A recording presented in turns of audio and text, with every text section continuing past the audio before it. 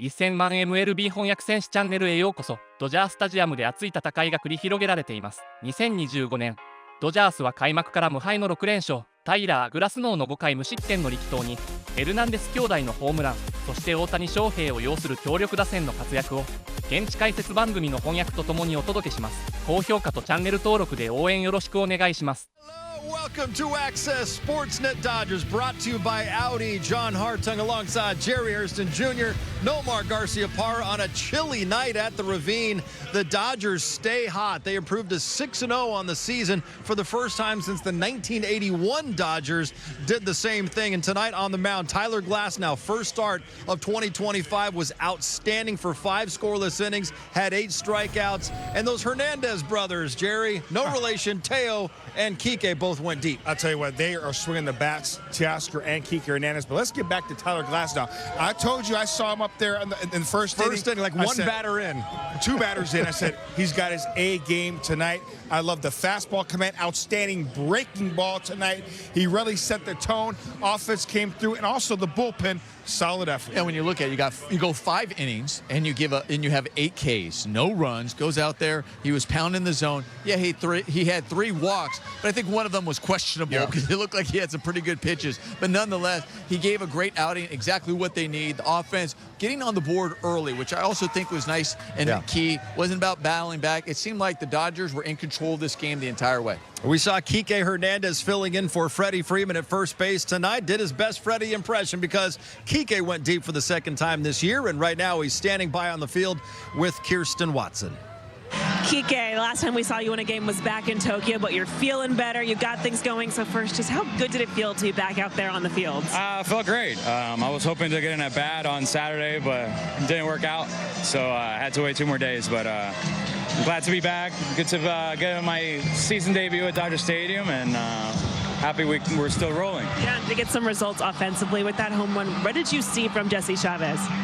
Faced Jesse a couple times. We go back to like when I was a rookie in the big leagues. When he was in Oakland, I was in Houston. So he's got really good command, and at that point with 2 strikes, I was trying to, just trying to spoil pitches till I got a good one to hit, and I got a good one to hit. And like I told you in Tokyo, first baseman's got a slug, and first baseman's hit homers.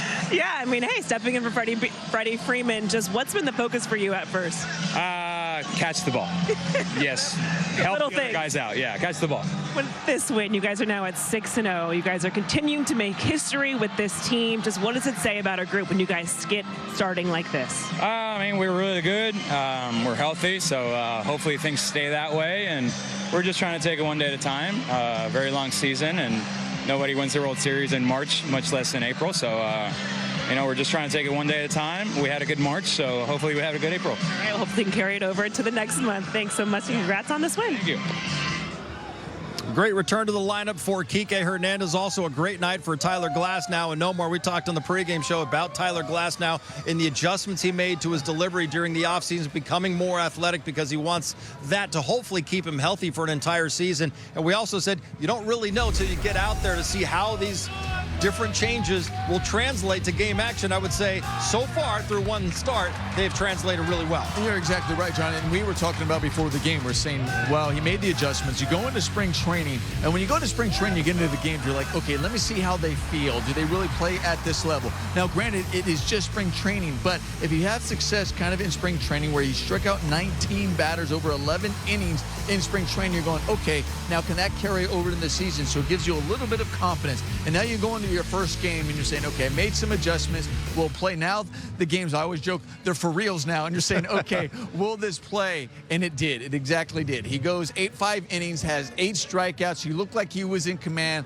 Like I mentioned, about 3 walks, really arguing maybe 2. But even if they had a couple of walks, he's still like he was in control. His breaking stuff was off the charts. He had command of that fastball, and he looked really good. You know, what's amazing is whether you're a golfer, a basketball player, anytime you change your golf swing or you change your shot as a basketball player, you just never know until you hit the field of battle.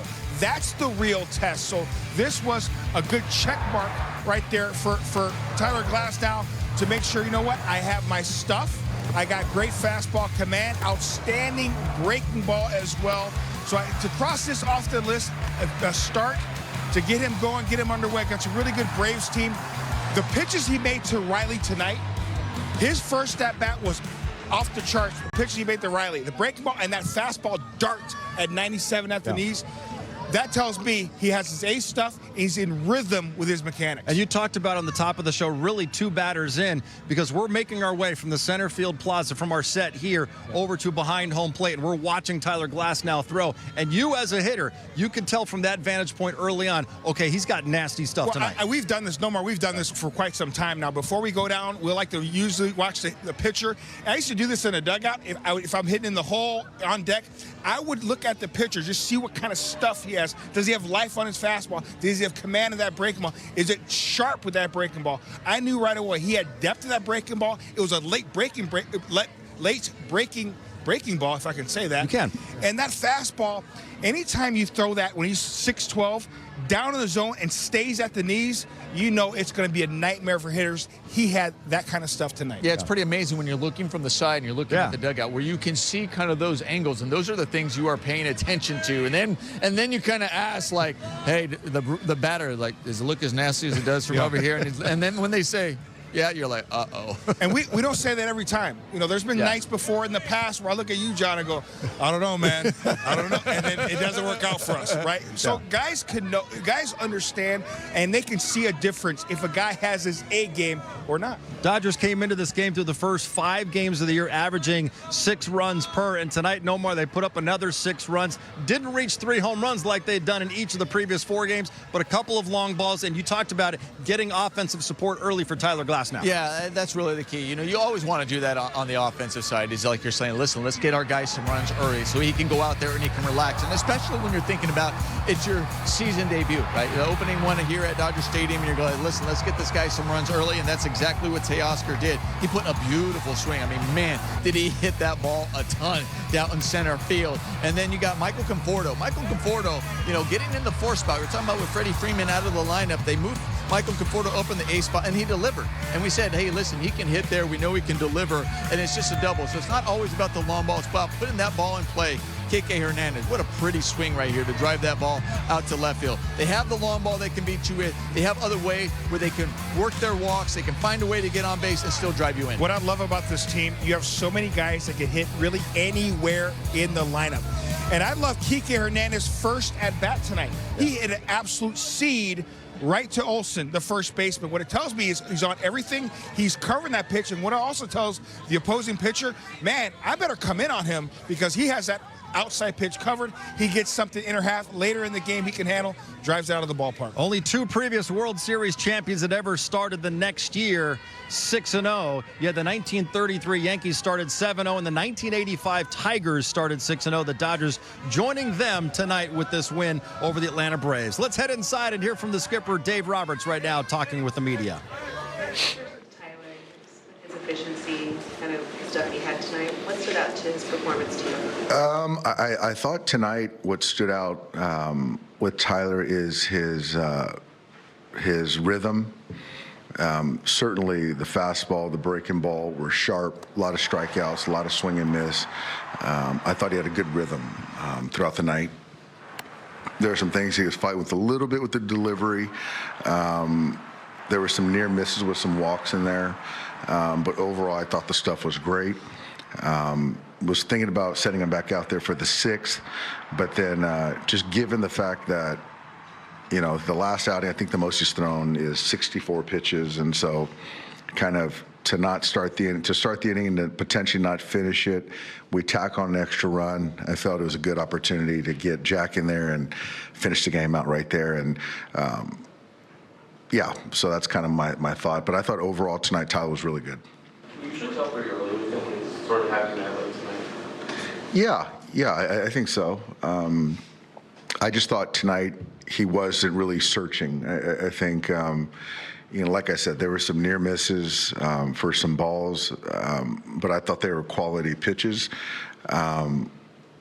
He's still really trying to get comfortable in the stretch. I think, with being quicker to the plate and executing pitches from the stretch. But he made pitches when he needed to and threw the ball really well. Almost like the second inning when he walked a couple guys, like one of those moments where he was maybe searching a little bit. Was it good to just kind of see him get past that and kind of finish? Yeah, exactly. And then, there was one ball that was a deep fly ball. But outside of that, I thought he didn't give up any hard contact. Got some soft pop-ups, obviously the strikeouts. And then that inning was a game changer as far as getting his pitch count back online. Certainly limiting damage in that position right there, and then being able to go 3 more innings after that. So really, again, really good first outing of the season for Tyler. He'll go in that, he'll go on Sunday. So it's the first time I think he's going to go on sort of regular rest. So that's another thought, just making sure that we keep him strong, keep him sharp. Was tonight an example of Tyler kind of not getting bogged down by in-game mechanical tweaks or issues? Yeah, absolutely. I think that we all know that, he leans toward the mechanical side, but we're trying to free him up more so. And to his credit, he's bought into that, and he is a really good athlete. And so now he's just kind of not bogging himself down, as you said, with that, and just kind of getting hitters and staying aggressive and trusting his stuff. And you can see the conviction of the breaking ball today. There's a lot of bad swings with that pitch, and then the fastball played. And so, yeah, I think tonight was a good stepping stone going forward. Not 1, not 2, Jerry. It was 14 strikeouts for the Dodgers pitching staff tonight. So you can celebrate tomorrow by going to Jack in the Box. Get a free Jumbo Jack with the purchase of a large drink. Tonight it was Tyler Glasnow. He covered that number of 7 all by himself. He had 8 of the Dodgers' 14 strikeouts and also picked up his first win of 2025. Let's head back inside the clubhouse and hear from Glasnow. He's talking with the media. Tyler, just to go out there, be efficient, have quality stuff, just kind of, what were your takeaway with your results and how you were feeling on the mound tonight? It was good. I think especially that first inning, I felt really synced up. I think the later innings after that were a little bit more of a challenge, but I think having that curveball has helped me out a lot. And then just the ride on the heater early on was a lot better too. So just probably better to throw a little bit more strikes, but for the first one, it was good. When you think about just kind of seeing all that hard work you've put into, whether it's in the offseason, the spring, seeing it play out in a game, kind of just how you're feeling out there, just when you look at that, is this kind of where you want it to be, kind of with the work that you've put in this offseason? Yeah, I think I feel really comfortable with what I worked on, and I'm not thinking about it a ton. I think it's the least I've thought mechanically in a long time, so I feel athletic and free and good. Yeah. What do you think allows you to in the second inning where you had the couple walks and being able to kind of move past that? Is that an example of that where I think so. I think I don't know. I think once you have a good inning and you go out and walk 2 guys, it's immediately just kind of lock it in mode. I don't know why, but I just felt out of sync. I think getting in that quick step, and I think that kind of helped me the rest of the game, though, just try to lock in and stay focused. What do you think it is that has allowed you to sort of feel free and not really think about your mechanics on the mound as much? I think just keeping momentum in it. I think Mark has helped me a ton, where I'd lift and put my hands and stuff. It was kind of early on, just kind of all over the place and a little bit more compact. Changed my throwing program a lot. He changed it, and then Connor's helped me a ton with grips and stuff. And I think all of it has come together, and Yav too in the weight room. I've kind of changed a ton of stuff, and my body just feels a lot better. It's moving more fluid, and all those little changes throughout my throwing routine and grips, like I said, have been really helpful so far. So the last few have been feeling really good. When you think about your mechanics in the past, would it be about how the mechanics would make you feel, or how are you executing? What would sort of be sort of the driver there? I'm always very feel oriented. I feel like I'm always very internal, and I just trying to limit that as much as I can. I think I used to always want to stay back, balance, get to a spot and then go. And I think this year it's just use your momentum and use your legs more, get kind of long toss, use your legs more, and catch play and carry it into the mound. And I think I've just been able to transfer my energy a lot smoother, and it's not so stiff and inconsistent each inning. And it's been feeling a lot more direct, I guess, when I can use my legs properly. Yeah, Tyler Glasnow naturally getting a lot of questions about his new mechanics that he started using this offseason. And Nomar's a really good sign, saying when you get to a point where you're not even thinking about mechanics so much and you feel synced up on the mound like he did in that first inning, really good sign in this first start. Yeah, it really is. And he touched on that, how good he feels. And we're going to go to the K-zone because we're going to start in that very first inning and see how synced he was. Here he is in his very first batter. We're talking about establishing that fastball. And then he talked about, too, later on, that the curveball was really key for success. Well, here's the fastball. You establish that on the outer half with velocity. Then you kind of come in. Now you're ahead 0-2. Oop, and there's the curveball. You're like, all right, that's the good way to start the game. On 3 pitches, I get a punch out. Early on, you can see that just the different breaks, the release point. I mean, he is so tall. Everything looks exactly the same as a hitter. There's no adjustments in delivery. And especially when you have a delivery change, you want to see if you can catch little things. Well, there wasn't anything. Now here he is. He's just off to the races. He's getting ahead of guys. He got 2 strikes. Here he is with the fastball and the 3-2. Now you're 0-2. Whoop, there's the breaking ball where it's starting off in the zone and it's falling right out. Here it is once again. It even catches the top of the zone. I mean, you freeze because it has such a big break. When it's up in the zone, you freeze because you think there's no way that's going to be a strike, and it falls in. Here, what you just can't hold up. You have to look 98 plus. You have to look upper 90s fastball on the guy. And let's not forget how tall he is, so the delivery seems like it's in front of your face. All of that combined with a sharp breaking ball, he is really, really tough to hit, and he was tough today. I tell you what, I've always been a big fan of Austin Riley. I love the way he goes about his business. He is an elite hitter, well, great defender too at third base. But I saw him walk up to the plate hitting second tonight, and I've put myself in that situation. What I would do, I go, I'm not starting this dude nothing. When he blew away Harris 3 pitches, I'm walking up that plate. First fastball I see, I'm going to holler at. That's what he did. He fouled it back. Another pitch, down with 2 strikes, and he threw a dart. 2 strikes at the knees, outer third. Nothing he could do is grab some bench. That just tells me that Glasnow had his ace stuff, lefty and then righty, had complete command of all his pitches right away. When a pitcher is like that hot right away, you know it's going to be a long night for the offense. I always remember it was about a year ago to the day where Dave Roberts said, I don't know how anybody ever gets a hit off Tyler Glasnow, certainly when he's synced up and throwing the ball the way he was tonight. And this Braves team did not get a hit until that 5th inning of this one. Dodgers get a 6-1 win over Atlanta to open up this series. Let's head upstairs, check in one final time with Joe Davis and Oral Hershiser. Tonight's Arco top-tier stat line, Jerry. It's a simple stat. The Dodgers are 6-0 this season. Ties the best start in franchise history. L.A. Dodgers history, I should say. That 1981 team, they were pretty good as well, with Fernando starting off that year, and they won a World Series. Yeah, even though I was a little young boy, John, I do remember that 81 team very vaguely because my mother loved Fernando Valenzuela, led by Rick Monday. That turned out pretty good for the 81 Dodgers. Certainly did. It ended with the Dodgers beating the Yankees in the World Series. Did it at New York, just like they did in 2024. Will Smith had a couple more hits tonight. Let's head inside the clubhouse and hear from him right now. Breaking ball today. Curveball. Yeah, curveball was really good. Slider's maybe a little inconsistent, but when he needed to pitch, go to the slider, and he executed it. Can you tell early on in outings with him when it's going to be kind of a night where he's got the kind of swing and miss stuff that he does? Yeah, I'm just trying to figure out what's working that day. It's obviously his fastball and curveball are working the first inning, so just kind of leaned on those going forward.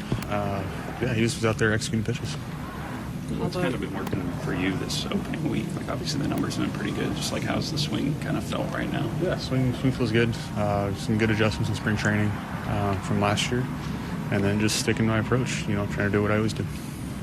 You notice like the ankle at all? Is that something that you're still having to manage at this point? Occasionally, but it's pretty much fine now. Dave Roberts talks about just Tyler and kind of getting out of his head mechanically. How do you see that just playing out in regard to how his stuff plays? Yeah, I mean that's a battle everyone goes through. Every pitcher, every hitter. Think about mechanics when they're trying to perform. Tyler definitely does that a little bit. So we're just trying to keep him going the right direction. Is that something like you're conscious of during a start with him? I'm always conscious of that with whoever's on the mound. If I see something that's out of the ordinary, I got to tell them, and that's my job. So yeah, just trying to be on top of it and just figure out what they feel and think, and how I can best help them. How would you describe the team's offense so far? Yeah, it's been really good. Putting together good at-bats. Guys are getting on base, and we're driving them in, so really good. Nomar, we talk about it all the time. A lot of times with the Dodgers offense, how they're doing with runners in scoring position. It seems like wins and losses often depend on how they do with runners in scoring position. The same goes for the Dodgers pitching staff. how they're doing so far this year through 6 games with runners in scoring position, they've been outstanding. They really have. They've found a way to buckle down. They made the pitches exactly when they needed. I mean, we even saw today with Tyler Glasnow when he had a couple of guys on. Man, he really made some key pitches. We were talking about when there was a man on third base and less than 2 outs. He gets a couple of outs. He gets a pop-up also to get out of that inning. But it's not just the starters. Guys coming out of the bullpen. I mean, when there's guys on base, they also are ready to make that pitch. They buckle down. A couple of things I think, too, is the mentality is I'm going to attack. I am not going to give any free passes. That's the mentality out of the bullpen. That's the mentality of the starters. The other thing, though, too, is when you're a pitcher and you look behind you and you have this defense playing the way they are, that also gives you a lot of confidence. Yes. That, listen, even if I make a mistake, even if they put it in play, I have guys that are going to make the plays behind me, or even after that, I have guys that are going to be able to turn that double play and continue to keep me in this ball game. So I think all around collectively, they're all doing a good job. Nomar, that is an incredible point. I just finished Fight for Glory on Apple, Yankees, Dodgers. Excellent doc. I'm telling you, fans, watch that. I remember Blake Trinan was asked, when he got into trouble in a certain situation, all he kept telling himself, hey, I'm going to execute and I'm going to get out of it. Listen, Dodgers have been in some situations where they had a hard time getting out of it, but they found a way to do so. Whether it's first and third tonight with Tyler Glasnow, he makes one bad pitch. It could be a 3-2 Braves lead or a tie ball game with the ball hitting the gap. But he was able to buckle in, execute his pitches, and work himself out of it. So the Dodgers do a great job of executing in those situations. That's a big reason why they are 6-0. They're holding their opponents to a 115 batting average with runners in scoring position so far this year. Only a total of 6 hits in those 6 games. Still more to come here from Dodger Stadium. Michael Conforto. He's begun his season with the Dodgers on a 5-game hitting streak, including 4 doubles. The man wants to win a ring. We're going to hear from one of the newest Dodgers coming up.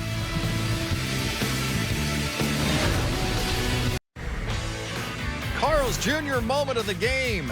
First inning, Nomar. Teoscar Hernandez gives all the Dodgers offense they would need with a 2-run shot. Such a great swing by Teoscar. I mean, there's a ball that was just kind of slightly running in, but he stays inside the ball, drives it to center field, staying on it beautifully. I mean, and he hit that a long way. Certainly did. Dodgers improved to 6-0, and quietly Michael Conforto hit safely in 5 straight games with his new team. Let's hear from Michael Conforto right now, talking with the media. Roberts talked about just quickly with watching the ring ceremony for the guys who weren't a part of the team last year, just how it could add another layer of fire to this group. Did you feel that and just kind of wanting to be a part of that when it comes to the 2026 season? Absolutely, yeah. I want to be a part of that. You know, just hearing the crowd's reaction to really all the guys. You know, they've really, you know, it seems like one big family. And you know, that's why we play the game, you know, to win a championship. And I was lucky enough to get to the World Series in my rookie season. You know, I was naive at the time to think that, you know, we would be there often. And the rest of my career, I just, you know, started to understand how hard it is to get there, and then how hard it is to win, to be the last team standing. And, you know, this team has been there a lot. So, you know, they know what it takes to get there. So I'm excited to be a part of this group for sure. Yeah, we just heard Michael Conforto talking about it, Jerry, just seeing that ring ceremony and seeing the way all the players who were getting their rings, the way they're received by the fans here at Dodger Stadium, just gives them even a little bit extra motivation to win and be a part of something special in 2025. And you know what I'm telling you, that provides energy to a clubhouse. Michael Conforto, Blake Snell talked about it. He wants to be back here next year to receive his ring. He wants to be a part of this, so that fuels them, and that helps their teammates like Mookie Betts, Shohei Ohtani, Freddie Freeman. Those guys want to win it for them as well so they can experience. So you need guys like this in your clubhouse that are desperate to win. And guys who have done it before.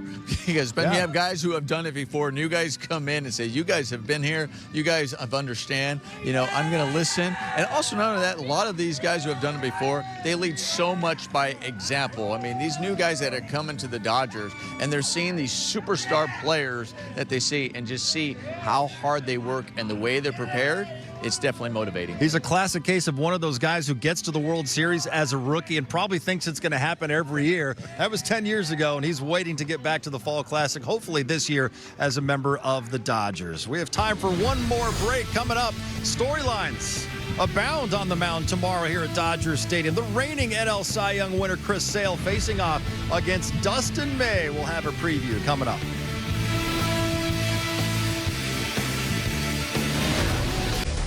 All right, Jerry, time to go access 360 on Teoscar's big blast. Hitting into the 3 spot tonight.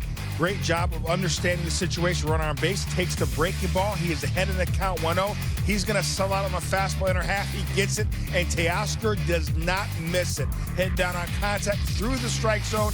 Outstanding job. Traveled 436 feet dead center. One more look at it right there.